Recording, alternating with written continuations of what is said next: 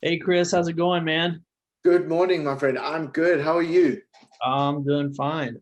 This is Brian Jones. I'm here with Chris Hood, professional options trader, world's most interesting man, in a new house. In a new place next door, right? Just next door. I had the most complicated house move in history. It was literally 9 feet. We just moved from one front door to the next, across the driveway, and I was in. Man, but it was tough.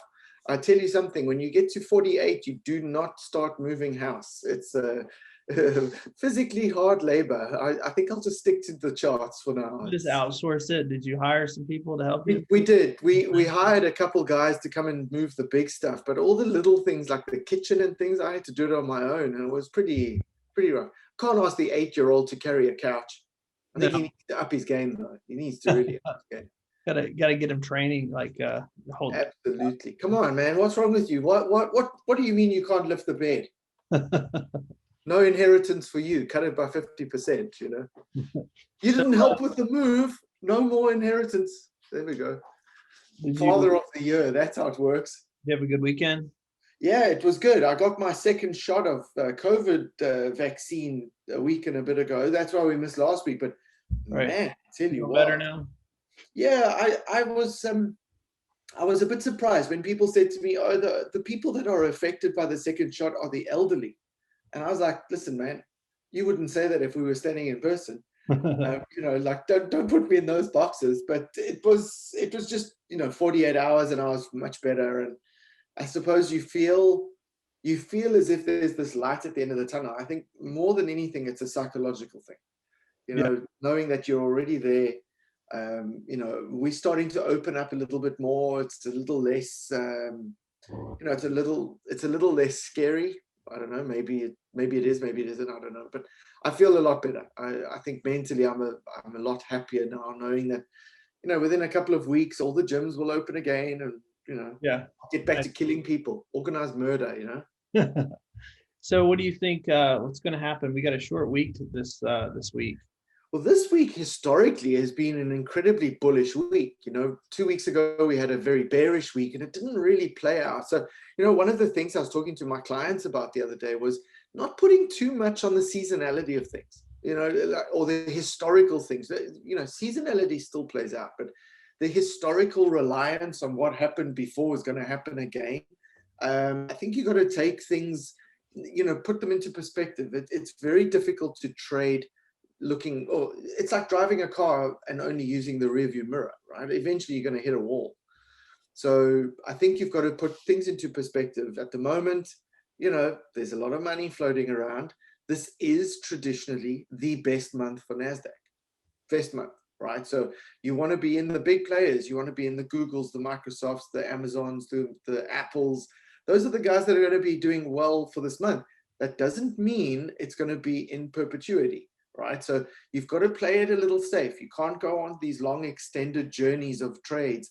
We don't want to be playing 90-day trades here on some of these things. We want to be playing very, very short term. We had a very good trade on Google on Friday. That's carrying forward to this week. Microsoft looks really good. Apple looks really good. So it's just a question of your trade plan in summer has to be much shorter in duration. If your previous trades were all 30 to 60 days, and you building your trades correctly, and you were looking at timeframes of 30 to 60 days, you might need to cut that down, make it 15 to 30 days, capture the short-term momentum, get in, get out, be like a sniper, get out of the trade, get your money, bank it, and move on to the next setup. This is not a time to be sort of playing the longer game. Remember, Q4 is tough. Like that's the warning, right? We mentioned it in January, where we were saying already in January, be careful of September. That's the danger zone, right? You don't want to be trading really well during the year, thinking, I'm so good at this, let's carry on making money and give it all back. That would be, devastating to people's P&L, right? When you've made your money, put it on the side, bank it, go back, move on. Don't throw away what you've worked hard for during the year. So I think this is an interesting time of the year. Market internals have been a little bit wobbly, not to the sense of, oh my God, things are going to fall down. It's more a matter of that looks strong, but be careful of this, right? So liquidity starts to dry up now. People are going on holiday. You know, most guys are not hanging around at their keyboards like last year. Last year was a little bit strange.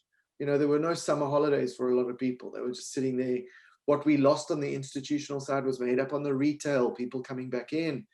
No, it's a little different. You know, you've just got to be careful. Like I always say to people, risk above reward. You know, make sure you get your money back first before you consider the return on your money. Get the return of your money. You know, like that. If you trade in a loss mindset in terms of what can I lose as opposed to what I can win, you will always, you know, position yourself correctly.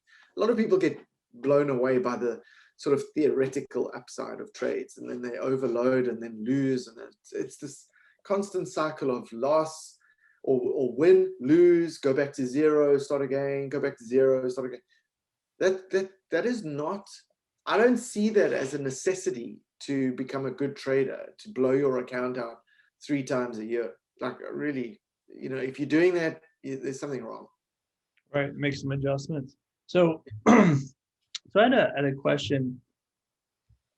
You were talking on one of the videos about, you know, getting a good price on options. Yeah. About the intrinsic value versus the extrinsic value, and like what that relationship should be in order to, you know, not overpay. Like, so let's say a call option. Can you address that a little bit? Yeah, sure. You know, when it comes to options, you've got to remember what makes up the price of an option, right? So you've got intrinsic value, which is the difference between the market price and the strike price of your option, right? So if we're buying an in-the-money option at an 80 delta, your intrinsic difference would be the difference in the strike to the market price.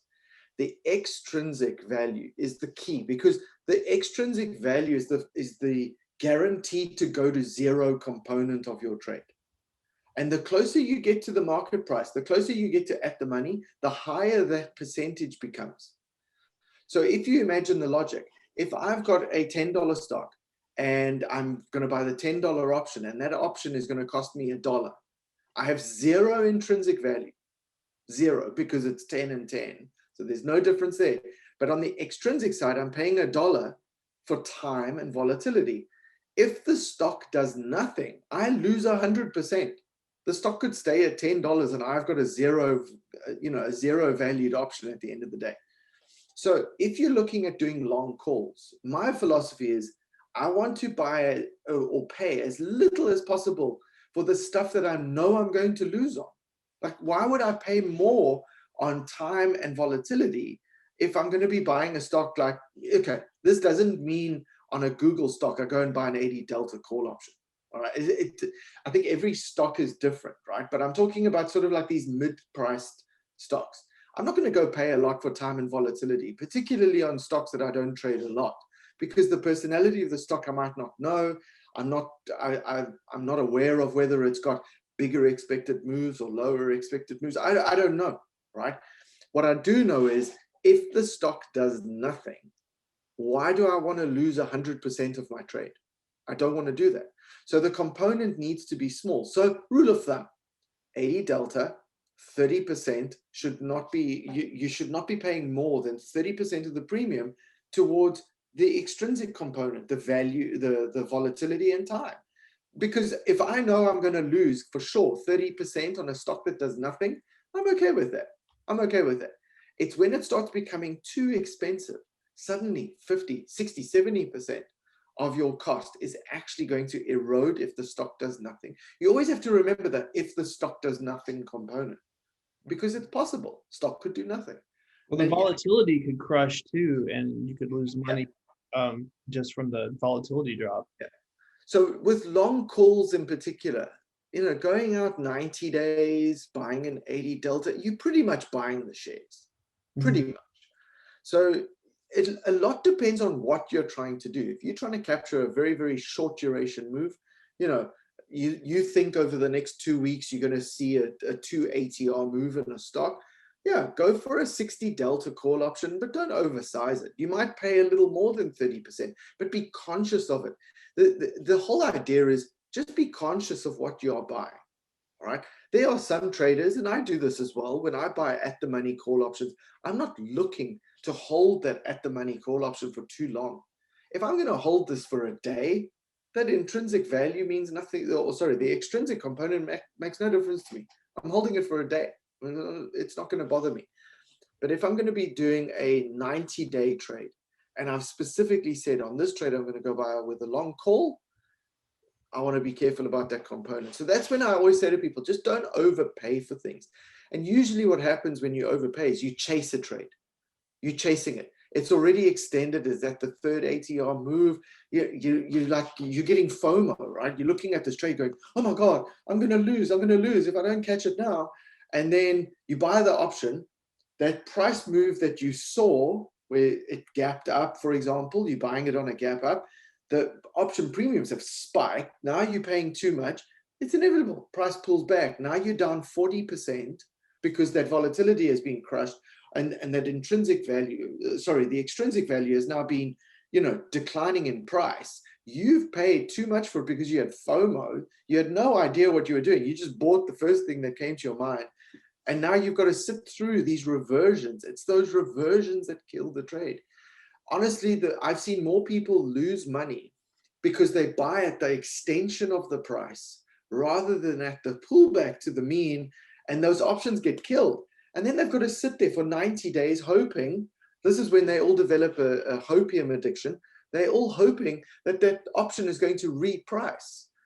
And what happens is that option doesn't reprice. The volatility doesn't come back into the price after it's fallen back. It sort of levels off. Now you're sitting there going, flipping hell, why did I pay at that point? That's when traders get trader regret. They sit there and they go, why did I buy it at the third ATR? Why did I buy it after a big gap up? Stock's got to do something dramatic for you to even break even. Oh man, it's almost like you see so many people, guys will call me and say, oh, I want to get into this trade now, and I'm like, but why would you want to do that? Like, if you just look at the charts and you take away the WhatsApps that are dinging on your phone from your buddy from the gym, and you ignore all of that stuff and you just look at the chart and you go, it's trading above its third ATR. So it's 3 average true range moves away from its mean. It's going to pull back. Usually I say to them, just wait 3 to 4 days. If you really want to buy the stock, put it on a watch list and watch it every day. Set your alert to tell you when it pulls back to the 8 moving average. Done.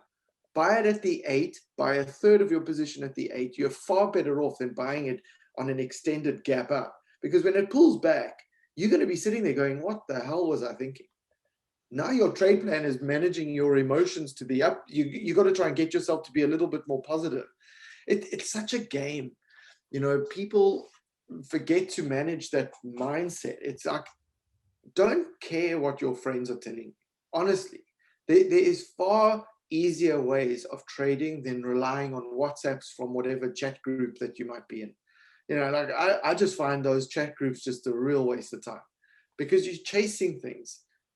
Just because some foreign guy with an avatar of, hashtag I make money or whatever is telling you to go and buy, Joe's Deli or whatever it is. Yeah, that's not a trade plan. That's really not a trade plan. Hanging around on Reddit, half of those guys see losing money as a badge of honor. And I can't see how that's going to pay the bills. So I have a interesting, and I know you're not like, you don't like the meme stocks, but AMC, like everything is overpriced. Like the calls and the puts are just spiked. I'm not allowed to trade it. Huh? So in Canada, my broker won't allow me to trade AMC, GME. It's like any of the stuff. It's like the implied volatility is like 220%. So like selling, you sell that stuff. The put spreads. I've done a few put spreads on it, and because it seems to be kind of holding in a range, but it's on both sides. Like, I mean, would that be like crazy? It's crazy. I find the meme stock thing. I think what Reddit have done is phenomenal to the business. Like, honestly, I cannot fault them. I love hearing the little guy getting money. I do. What I don't like is it's the FOMO appeal to the guys who don't know what they're doing, getting sucked in and losing. That Right. to me is the wrong part, right? So great that they're winning. I love that they're making money. I'm all for it. In anything that can level the playing field against the guys that screw us, especially in that 15-minute window after 4 o'clock. How many times have I been nailed? Just because I'm retail and not institutional. I'm all for it. What I don't like is the guy who's never traded, and now all of a sudden we're now advertising how easy this is. It's a hack. Let's hack this. Let's hack that. And he goes and mortgages his house, takes out half of his, whatever, his pension fund, and sticks it into a stock and loses it. That's the stuff I don't like, because no one technically. Okay, this is going to rub people a bit the wrong way. This is a market where there's going to be winners and losers on every trade, right? It's a zero-sum game. For me to win, someone's got to lose. But technically, if you follow the rules of trading, and what works for successful traders is planning, understanding what you're doing, risk sizing. If you follow those rules, you should not lose. Now, it doesn't mean that you will never lose. It means you should not lose over a long period of time if you follow those rules. The problem is, no one wants to do the hard work, all right? No one wants to do it. What people want is a 5-minute solution that's going to give them a lasting bit of wealth, all right? That's what they want. Unfortunately, this game doesn't work like that. You've got to put in the effort. If you put in the effort, your account will be rewarded for that effort. So meme stocks, yeah, if you can't build a career trading the Reddit board. Like, I really don't think that you can do that, because at some point you're going to give it all back because you haven't got the fundamentals in place to manage your account in the right way. The degree of oversizing that I've seen when I go through there, and guys are like, oh, I've got a $30,000 account and I just put 29,500 into this. I'm like, okay, if you're lucky and you get rewarded for that, what's going to happen the next time when you double up your position? Mm-hmm. Because you won the last time, you double up and you lose everything. So I don't know. I think having done this for a long time, it's not safe. You've got a 90% allocation or something to a trade, and you hit it. You need to just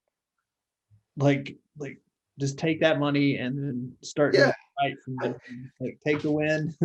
Look, if I was to be honest, I would probably say if someone came to me and said I put 90% of my money in Google, I wouldn't have a problem with that. Google's a completely different thing than GME, or AMC.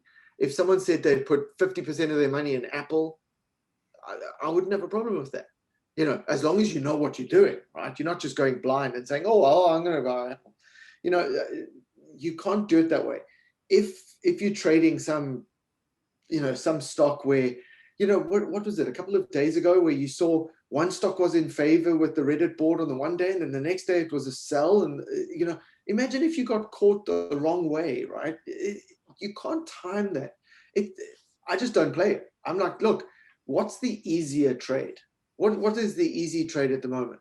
Trading a meme stock where you might be the last one to the party and you're going to be the guy left holding the bag, or trading really powerful setups on a Google or an Amazon or a Microsoft or an Apple. Yeah, they're not sexy. I'm not going to go to the local barbecue and say, hey, I made 8,000% on Google. I mean, there are ways to do that, but I'm not going to be the guy shouting that.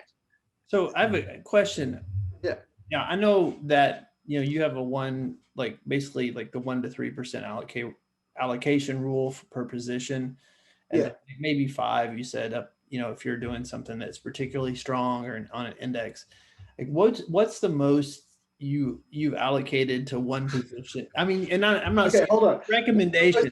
Okay, what's the most I've allocated and won, or most I've allocated and lost? Both. In the past, let's say 3 or 4 years. Okay, I don't allocate more than 3% of my capital to any trade, but that 3% of a trade can grow whilst the trade is working, right? So I've What's had the 3%. in one trade at a given time? Yeah, so 3%, I'll probably let a 3% trade go up to be 9% of my account. And then I'll start peeling it off.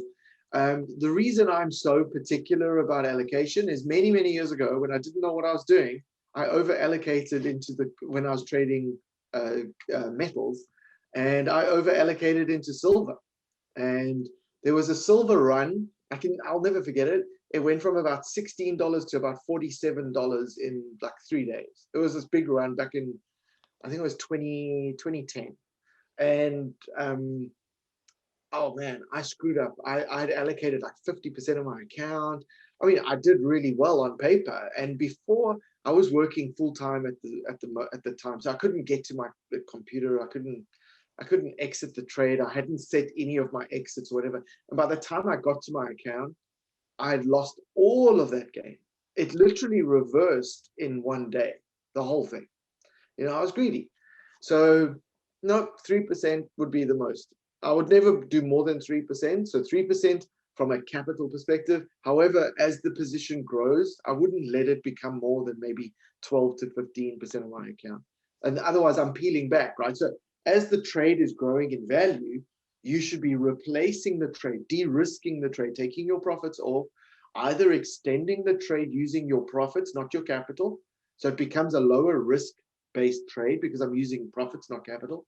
And that's just something that I've mechanized into my own trading, because I don't want to get to that situation again where you've got so much money on paper in your account and you don't exit and it's too big and then you lose it. It's horrible. That's horrible. It took me years to recover from that.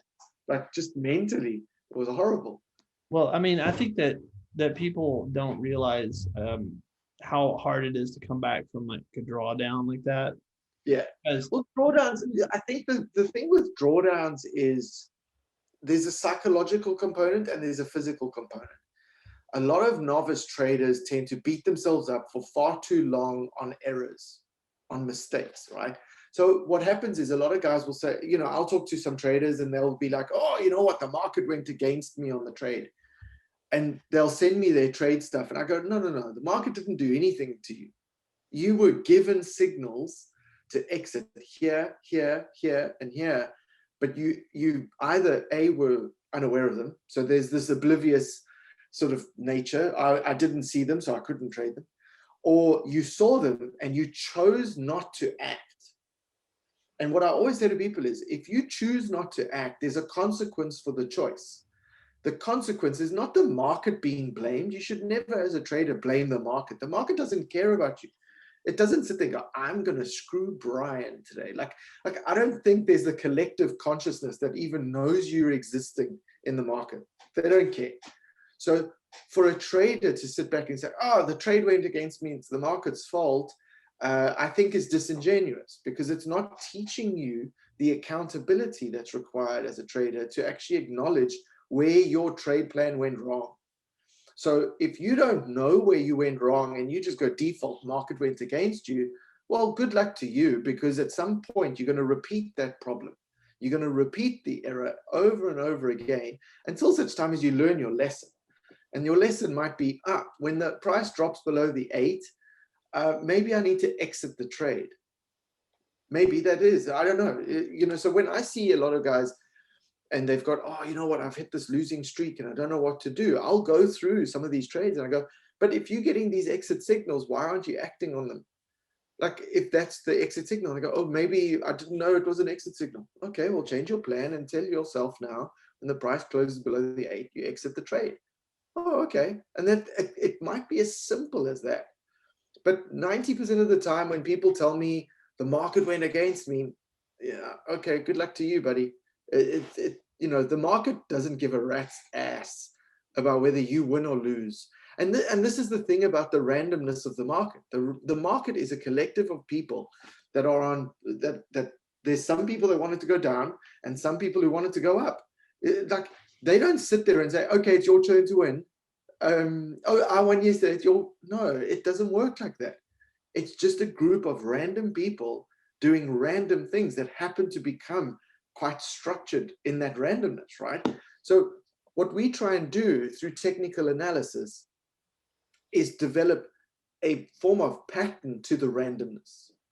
Is there a form of pattern to the group psychology that sits there? Every single person that trades is expecting to make money, all right? And if it wasn't random, everyone would make money, right? Because then the guys that are on the short side would be making money, guys on the long side would be making money, but the guys short and long can't make money at the same time.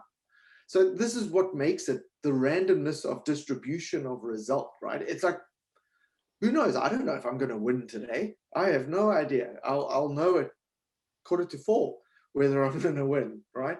So a lot of guys, they tend to not take that accountability when it comes to things going wrong, right? They don't have a plan. They don't write down, I will do this, I will do that, I will do this, and then stick with it. Oh, market went against me. The amount of time, if I had $20 for every time someone said to me that a failed trade was because the market went against me, I wouldn't be trading today. I'd be sitting on a yacht in Monaco.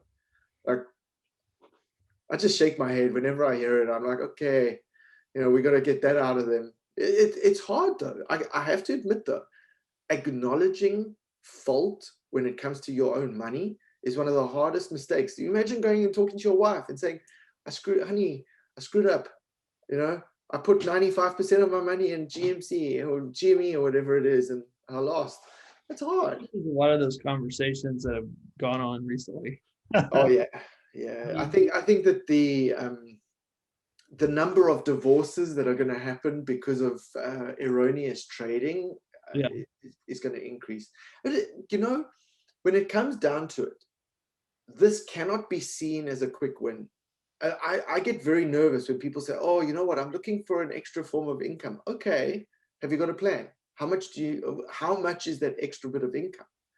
If that extra bit of income is more than 3 times what you're currently earning in your full-time job, well, you should expect to spend a lot more time making it work, right? It's not going to, you can't make 4 times your monthly salary in 5 minutes a day. If anyone comes out and says, oh, there's a hack to this and a hack to that, I am so sick and tired of hearing hack, hack, hack.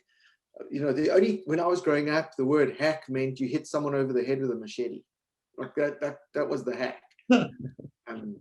It's crazy. And I think a lot of, I hate saying the word blame, but a lot of things should be, you got to take whatever you hear on the internet with a pinch of salt, man. Like, so much garbage is out there in terms of how simple this might be or how hard this is or whatever.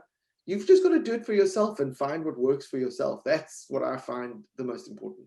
Do you think it can become a simple process as long as you spend the time and effort to go into it and develop a plan and that sort of thing? Like, absolutely. I know you're a fan of simplicity, like with your trading, but still, like, it's not easy. No, the thing is, it took me. Even when you're good at it. Well, I would hope that I am, but I don't know if I am as good as I thought I was. I don't know. Like, sometimes you've got to have an approach of this constant revision. So every month I look at all my data and I go through and I look at each individual trade and I look at each trade type and I go, which trade types am I struggling with? Which ones came down? Which ones have improved? How can I make this trade type specifically better? How do I improve my win rate? Not my win rates. I don't care about win rates. Win rates are a distraction. What I care about is when I win on those trades, how much do I win? And when I lose on those trades, how much do I lose? And as long as that ratio is more than 1-to-1, so I win more than what I lose, then I'm going to be profitable with that strategy. Then win rates become relevant. If you're looking at win rates before you're looking at your win-loss ratio, kind of profitability ratio, you're getting distracted by nonsense. So I look at all of that on a monthly basis and I try and work out, like, okay, if I go look at every single long call that I did last month, what was my average profit that I made? How long was I in the winning trades? On my losing trades, how long was I in a losing trade? What was my average loss? Okay, and I try and see if there are things that we can do on either the going in or the going out that we can improve. Now, if you've got a plan that has a standardized entry mechanism, right? So every single trade that you enter is based on the same setup. Okay, so I have multiple setups that I trade. If all my long calls had the same setup, then my issue is on how I get out of the bad trades. And knowing with a trade plan, the winners take care of themselves. You do a good trade with a good setup, bang, it's a winning trade. Where things go wrong is when people have the same setups to start, but something goes to the wrong side, right? So it fires short, the signals didn't work out, it was a false positive, etc., etc. It's holding on to that bad trade in the hope that it can restore some credibility and become, looking like this one. Hard, that is the skill. And that where you work this out is at your profit ratio, right? So if my win rate is 80% and my average win is $200, but my average loss is $1,000 on 20% of my book, I'm not going to be making any money. That means I'm holding on to my losing trades too long. I need to improve my loss exit strategy. So, if you've been holding on to hope a little bit too long, you need to kill it. There's some traders that literally give a trade 15%. If it's down 50%, they kill it. Okay, it didn't work. There's some that go 20%. I go 25%. And I look at the price relationships, the moving averages. If the price has moved down below the 8 and my option has dropped by 20% or more, 20 to 25%, I'm out. I kill the trade. I get out. It doesn't mean the setup is wrong. It means that the option that I traded was incorrect. Now I can go back, look at the trade. Oh, price has come down a bit. I can repurchase the option at a lower strike for a longer duration at a better price, now that the price has come down, because all the other signals are still in line. So covering your capital so you can redeploy. Yeah, the whole objective of a trader is to be able to come back tomorrow. Like that to me is my philosophy. I try and get my money back first. This is why I trade on the, when it gets to 100%, halve your profit or halve your position. Take your capital off the table. Trade with the house's money first.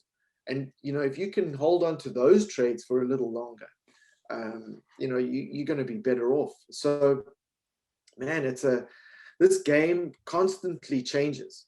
So, for anyone out there who's starting, you've got to maintain a plan and you've got to be disciplined enough to follow it. Stick out of the chat groups. Like, honestly, stay out of the chat groups, build your focus list. Focus list of trades could be as simple. Honestly, it could be as simple as going into etfdb.com, looking at the SPY and taking the top 5 trades, the top 5 positions in the S&P 500. Just focus on those for the next 2 months. And I promise you, just by focusing on the trades that have got massive amounts of liquidity, institutional support, these things are not Mickey Mouse companies that are going to suffer from huge gap ups and huge gap downs. You will develop a sense of limited volatility in your trading. The whole thing at the beginning of your trading career is about developing good habits. It's about developing little things that are going to be there with you 20 years from now. And most people don't learn position sizing. They don't learn profit taking. They don't learn stock identification. None of that stuff. They just go, hey, do this trade. No. Go down. You've got to really build a solid foundation. And that's why a lot of people don't stay in trading for too long, because they keep making money and then giving it back and make money, give it back. And at the end of the year, they go, shit, man, I've worked so hard and my net profit was $9.99. Like running in place. It's like a treadmill. So here it's about building your account. And if you can generate, like we do in the Alpha Hunter program, right? It's like you've got to generate consistent returns first on tool number 1, reinvest those profits, and continue to develop that tool so that you can use tool number 2. And now once you've got tool number 2, then you go tool number 3 and then number 4. Not here's an awesome, 97 leg trade on this. Don't do that. That's not going to get you anywhere, because what happens is if you follow a individual trade-based strategy, at some point, what happens if those trades stop coming? Or you hit a losing streak? Now, all of a sudden, you don't know anything about position sizing. You've just been throwing money at it. You know, I think it was statistically, if you've got a 50 trade portfolio on a 50% win rate, you've got like a 90% chance, something like this, you know, don't hold me to it, but there's like a 90% chance that you're going to hit a 7-trade losing streak. And if you don't know position sizing and you hit 7-trade losing streak, you could blow out your account. Oh, for sure. Yeah. You know, so I'm much more in favor of build a solid foundation, understand the mechanics of how each tool works under what scenarios. Then you can build a plan that can actually leverage your confidence with those tools, as opposed to just throwing, you know, random stuff in. So Yeah, I think that it's I mean, you can correct me if I'm wrong, but having buying and selling strategies, you know, combined are kind of critical, because the volatility of the market, there's just sometimes when selling things doesn't give you much well, premium. it's almost like each tool's got to be used at the right time for the right purpose, right? Just, you know, like your toolbox has got a hammer, a saw, a chisel, a screwdriver. You can't use a saw to replace a chisel. So you've got to know when to use it, right? So the carpenter knows when to use what tools. And that's the thing with option trading, right? There's so many strategies, but not all of them work at the same time on the same stock. You know, there's certain trades that work better than others at certain times, right? So it's learning that takes experience. That's the nuanced piece around option trading. It's understanding what tool can work best at what time. Now, having said that, not everyone's an expert on that. I get it wrong sometimes. I might be like, oh, you know what, I'm going to do a put spread. And then when I go back and look at the trade, I go, damn it, call spread would have been better. Or, you know, I'm going to do a long call. And then I go back and go, oh, I should have done the put debit spread, a put credit spread. You know, like no one's going to get it right 100% of the time, but knowing which tool would work best, that's setting yourself up to win. But, you know, again, just stay out of the groups where the blind are leading the blind, man. Jeepers. Some of the stuff that I see when I go onto those things and I just like want to look at it out of entertainment's sake, makes my skin crawl. It's like a really, really dangerous. It's just, you know, when people look at losses as a badge of honor, I'm like, no, dude, you're not going to be back tomorrow. It's like, that's not good. You don't pay your bills with badges of honor. You know? So we have, you said going into July, we're the NASDAQ is typically up. So look for plays in NASDAQ. What other sectors, just as a brief rundown, are you looking? Well, let's have a look, right? So if we go to our trusty stock charts rotational graph, let me share the screen. Sorry, I'm still teaching old dog new tricks here, right? Let's see. So if we go in and have a look at our trusty rotational graph, I really like this tool. So when you look at this on the daily, now my average hold period is around 14 days, right? So I usually look at that, where we could see opportunities over the next couple of weeks in terms of building opportunities. Let me just put that there so I don't look squint.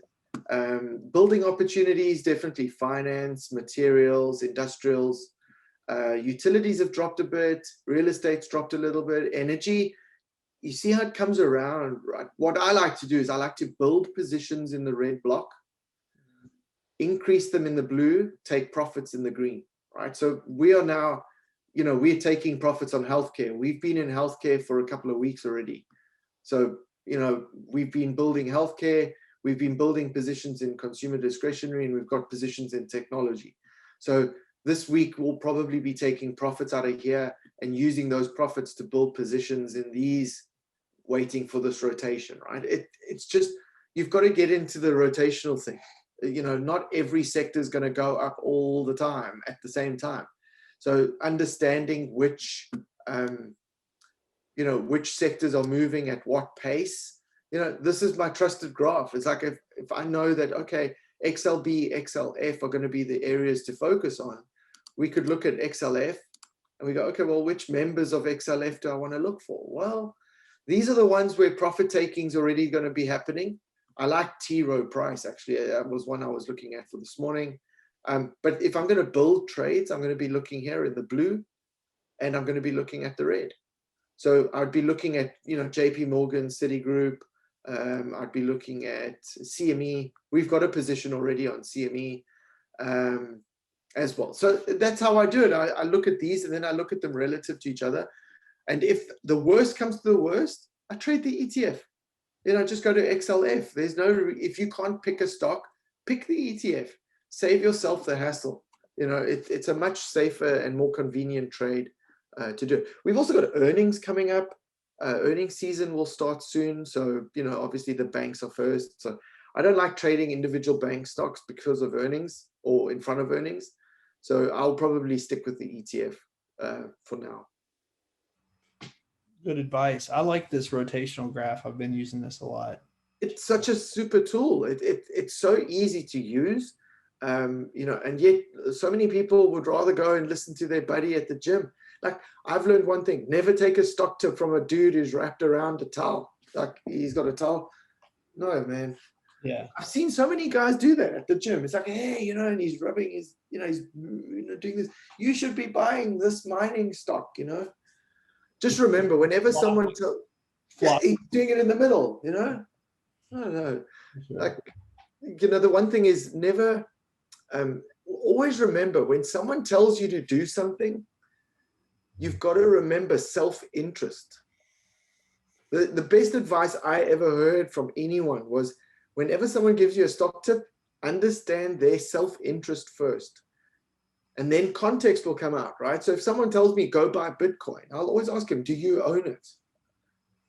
And if he says, yes, I do, then I know that from self-interest, he's trying to get more people in. It's one of the few assets in the world where the more people you encourage to buy benefits the person who's already holding, right? So it's almost like a Ponzi scheme. Don't get me started on Bitcoin. I'm like, we can maybe next time we can go off and talk a little bit. I'm sure my views on cryptocurrency would irritate a lot of people. That's good. That's good. I mean, because people need a counterpoint, to from somebody who's been doing this for a long time. There's already talk about the regulations and things that you mentioned a while back about your hesitation on some of the things that going in to Bitcoin, about government regulations and restrictions and all that sort of thing. And I think some of that stuff is happening now.